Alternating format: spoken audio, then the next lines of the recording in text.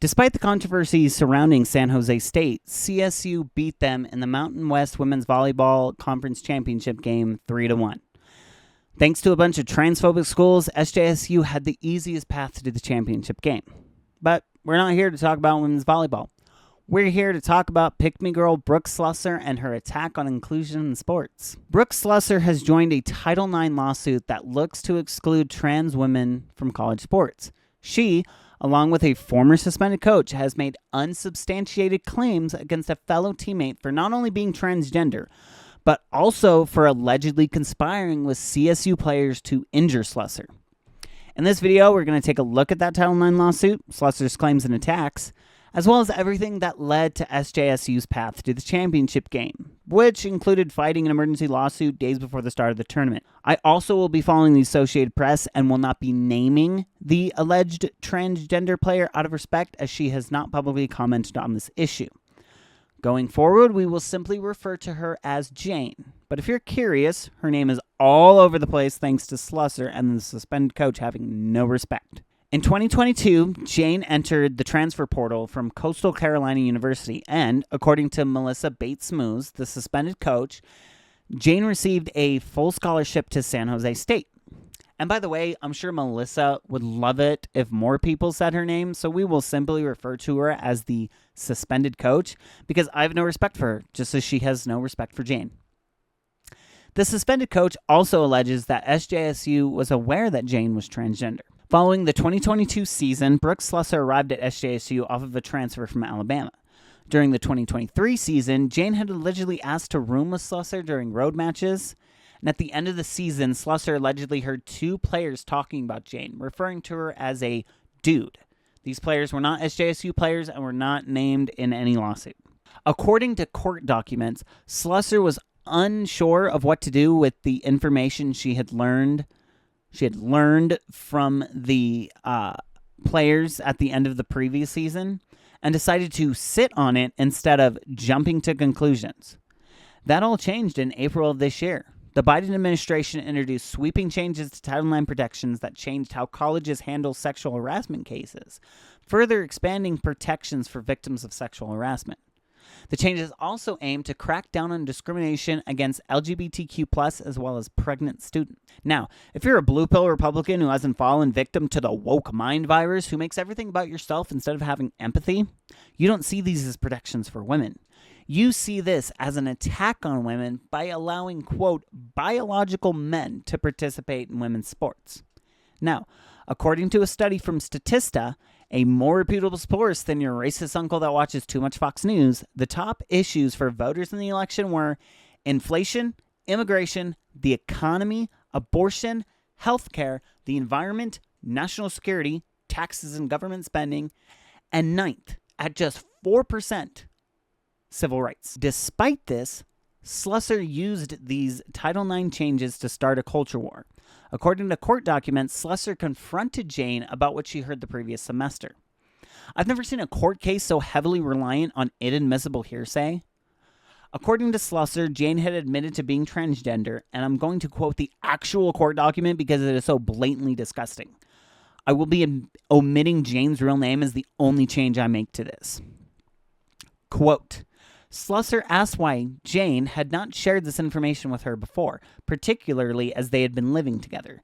Jane responded that there never seemed to be a good time to bring it up, and that he had been afraid that Slusser might not be his friend if Slusser knew the truth. Jane also said that if Slusser wasn't comfortable with it, that Jane would leave the volleyball team, the document reads. Now, Jane played in the conference finals last Saturday, so obviously someone is lying, and my money is on the pick-me girl.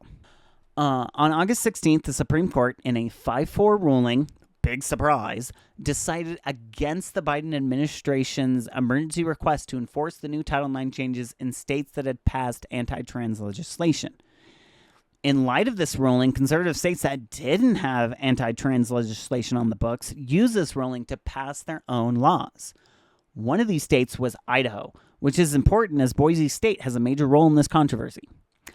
Idaho Governor Brad Little admitted to Fox News Digital that this new law was not sparked by issues with trans women in sports in his state, but rather in response to Wannabe dentist turned political commentator because it made her more famous, Riley Gaines, another fake white feminist pick-me bitch. But I'm getting off track. In late August, SJSU started their 2024 season against Louisiana Tech. And I just want to quote the Fox News article on this because of how absurdly ridiculous it is. Quote, their first opponent of the season, Louisiana Tech, took the court against Jane's team without knowing about the biological gender of the player.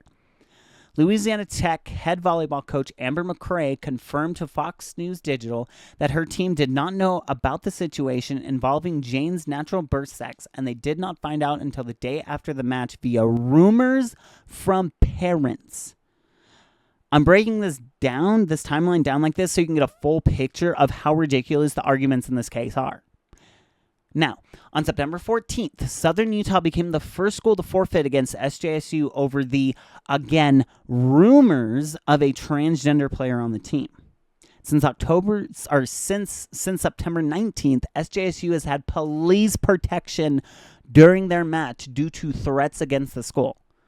Up to this point, Slusser has not made any public statements regarding the rumors. That all changed on September 23rd when Slusser decided to join Riley Gaines' lawsuit against the NCAA. Later that month, Boise State, Wyoming, and Utah State all forfeited their matches against SJSU, with the Republican governors in each state praising the schools. Now, the fateful October 3rd game against CSU, which took this case from crazy to inhumane levels of insanity. Slusser claims that a teammate, conveniently unnamed, received a warning from who knows where. My guess is the deep workings of Brooke Slusser's imagination that teammates should stay away from Slusser as something bad was going to happen to her. It reminds me of that meme where it's like, this is what it's like to be a conservative white woman. And the quote is, this is accurate because it's a fake target and you put it there yourself. This is literally that meme. According to a complaint filed by the suspended coach, the plot would have seen Malaya Jones spike a ball really hard into Slusser's face. Yes, they specifically targeted a CSU player in a matter that was investigated by the Mountain West Conference, where they found that there were unsubstantiated evidence to back up this claim. By this point, Slusser and the suspended coach have endangered 2 college athletes by publicly naming them with unsubstantiated claims of harm. Put that fucking meme back up. Following videos of Jane's spikes going viral, Trump himself weighed on the matter. Fox News was kind enough to give the world his full word salad, what the fuck is this dementia patient saying, quote, I saw the slam. Quote, I saw the slam. It was a slam. I never saw a ball hit so hard. Hit the girl in the head. But other people, even in volleyball, they've been really hurt badly. Women playing men. But you don't have to do the volleyball. We stop it. We absolutely stop it. You can't have it. End quote. So, first we have an observation. Then he makes a blanket statement about injuries in sports, which I don't know if anyone knows this, are insanely common. And then he says volleyball should be stopped. I'm just so utterly confused how so many people in this country listen to this man speak and go, yup, that's our guy. This man can't form a complete, competent sentence. But Trump said he is once again going to ban transgenders from the military, so this is just blanket transphobia. The University of Nevada then had a scheduled game where a few of the players protested against playing. The University of Nevada had his hand tied. Now, despite what the captain of the team says about the university not listening to the players, the university told the players they were allowed to sit out of the game, but that the school could not forfeit due to transgender athletes being protected under Nevada's state constitution. The university would eventually forfeit due to not having enough players.